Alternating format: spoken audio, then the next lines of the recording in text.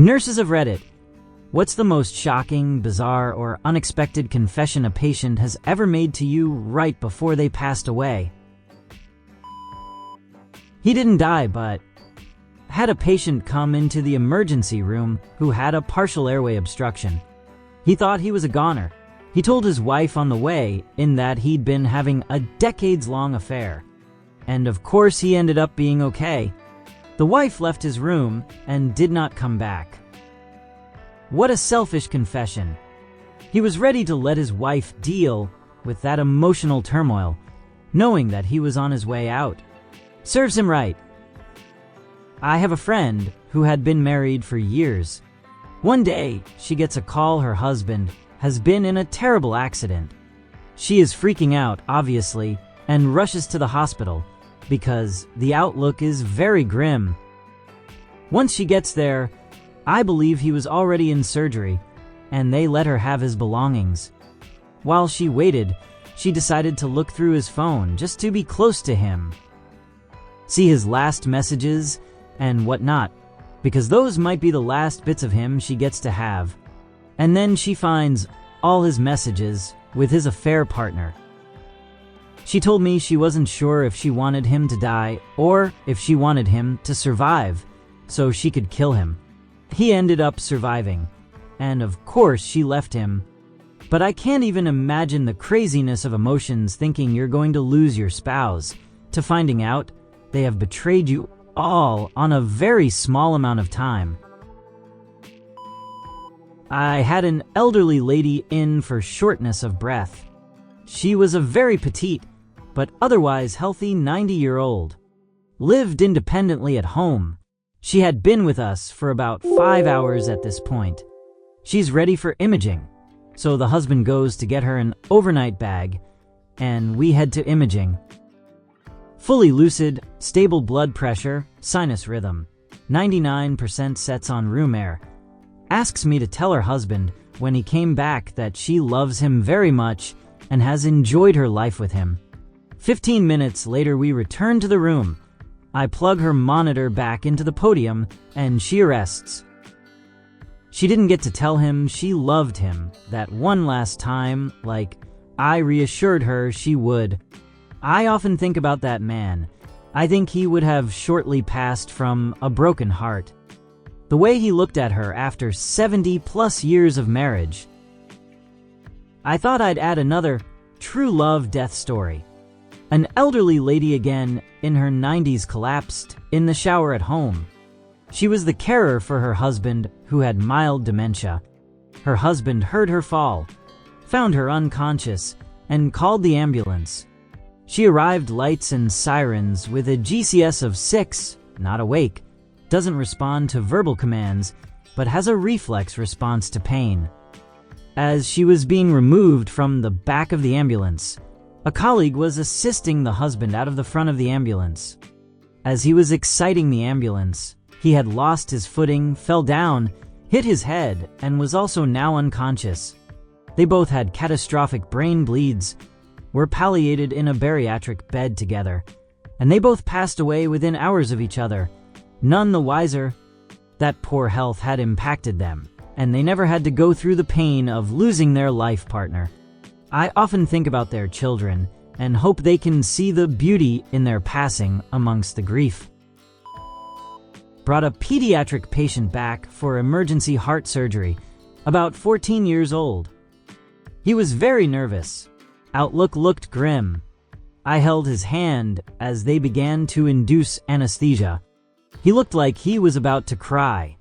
I told him there was nothing to worry about. He was gonna be just fine. He gripped my hand super tight as the propofol took hold, looked me in the eye, and said, "I'm going to die, aren't I?"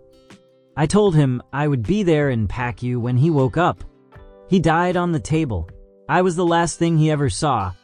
8 years later, I still think about that kid. I still see his face, the fear in his eyes. I still feel guilty that I lied right to his face. Edit. Didn't expect this to get as much traction as it did, so I will clarify. I am in a much better place now. I'm still in pediatrics, but I have regular therapy and am in a strong place mentally. I appreciate all the kind words. The guilt I feel doesn't weigh on me like it did all those years ago, thankfully. Hug your kids and tell them you love them. If that was me on the table, I would much rather have a medical professional hold my hand and assure me it'll be okay, regardless of what they think the outcome will be. You provided comfort, assurance, and kindness in his last moments. You are amazing. Yeah, agreed. And what else is she supposed to do? In this case, being honest is the worst thing you can do. She can't just tell the kid, yeah, probably. Rest in peace. They shouldn't feel bad for lying when telling the truth would be so much worse. Honestly, if you weren't kind to him, then it would have been so much worse, because he was already scared, but he was scared with a friendly person holding his hand. I can only hope someone like you will be there for me if I need it like that. I've had a few people casually tell me, I'm going to die today.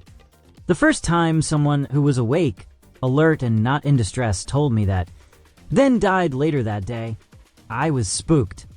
Then I learned to believe them. I'm not a nurse, but have several family members who are, and I've heard some strange stories from them about patients. My aunt was a hospice nurse, and they had a new patient arrive. No one knew much about him, except he had no family, and no one came to visit him. He was in his late 60s, and his medical proxy was a lawyer. My aunt was in the guy's room one night checking on him, and the man bolted upright in bed from a deep sleep and screamed that she needed to protect him from the people on the floor, that were going to take him away. She said it was almost like a scene from a horror movie. And just like that, the man collapsed back on the bed and went into cardiac arrest and died. It turned out the guy had been sentenced to life in prison for 2 homicides. He killed his ex-wife and her new boyfriend, and while serving his life sentence, he had been diagnosed with terminal cancer and had somehow gotten compassionate parole. My aunt was convinced the people in the floor were demons coming to drag him to hell. No one came to the guy's funeral except for my aunt and the guy's lawyer. His kids abandoned him. I had almost the same exact thing happen when I was a prison nurse. Guy on hospice for pancreatic cancer, but he was still getting around, eating, occasionally causing trouble. I don't remember the specifics of his crime, but he had a murder charge and was in some white supremacist gangs. One night we hear screaming bloody murder coming from his cell, and he's backed up in the corner, trying to climb on the windowsill because he's acting like something on the floor is coming to get him. I grab meds, and the officers are going in when he collapses. He stays unresponsive until he dies later that morning. We had a lot of guys in that wing complain of things crawling under cots, pulling their blankets, and creeping outside their windows. I don't know if this fits in here, but the first death I witnessed was in a dementia ward. The patient has been sad and depressed as long as I'd known her. No matter what we did to cheer her up, it just didn't stick. One morning, I went into her room to get her out of bed and make her ready for the day. She sat up in her bed with her feet straight out. She somehow looked like a little child, and she was smiling. Delighted that she looked happy, I exclaimed, "Are you already up, friend?" She answered, so happy and so smiley. "Yes, I'm going home today." I took her to the bathroom, and right there in my arms she went home. I was young, and it scared me back then, but now I cherish that memory.